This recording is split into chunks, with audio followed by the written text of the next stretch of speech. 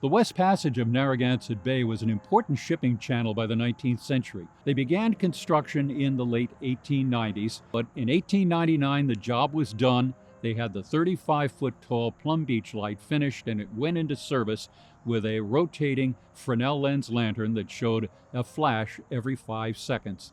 The hurricane of 1938 proved to be its undoing. Fortunately, the lighthouse survived, or did it?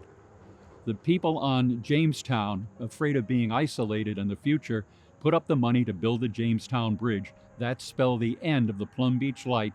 When the bridge was finished, the light was decommissioned in 1941 and gradually fell into disrepair. I drove over the old Jamestown Bridge from the time I was 2 years old. So I looked at that old rust bucket for years and years and years. And then I worked on the Navy base in Newport for 10 years and drove over the bridge every day. And it was just an eyesore. The original restoration was done in 2003. And at that time, it was a new thing for everybody. We had no idea what we were going to do for funding after we received that grant. So when we finally got our act together, we realized, and we had a really good contractor who was also one of our members. It was abandoned for 61 years and left open and accessible. So it was obviously in very bad shape. The railings were gone, the columns were gone, the deck plates were broken. It's a big hunk of iron in the middle of the bay, stuck in salt water with, the worst conditions that could exist. So if you have a spot of metal that becomes exposed, in 20 or 30 years, it's a hole. And for this building to hold up, it all starts with really a quality restoration at the beginning.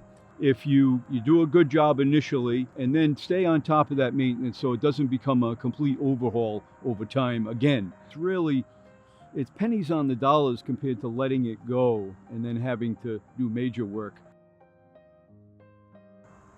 Any nonprofit depends ultimately on people. And it's no secret that the Plum Beach Lighthouse today would not be where it is if it hadn't been for the license plates. And our wonderful chairman of the board and prime mover, David Zapatka, is the guy that had the idea of a license plate used to press forward with the restoration and the maintenance of the lighthouse. It's very hard to get to the Plum Beach Lighthouse. So consequently, we have no visitors there. And I myself go out maybe once a year, and that's it, because it's so dangerous to get to. The current's really strong there. You get other boats going by throwing wakes, and so your boat could potentially get smashed on the rocks. We needed to have an outreach. Since people couldn't get to Plum Beach Lighthouse, we needed Plum Beach Lighthouse to get to people.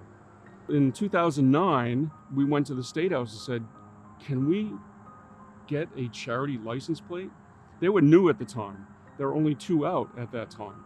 So we were the third. We were approved to be a charity plate, and then we became wildly successful. And over the course of now 12 years, 13 years, we've raised more than $350,000 to keep the lighthouse looking the way that it does. Without the license plates and without the support of thousands of people, 12,000, 14,000 people that have purchased our plate, without that support, we're not keeping the lighthouse the way it looks now. We don't have an endowment with Plum Beach Lighthouse. We have public support. And without that, we're not keeping the lighthouse as preserved as it is.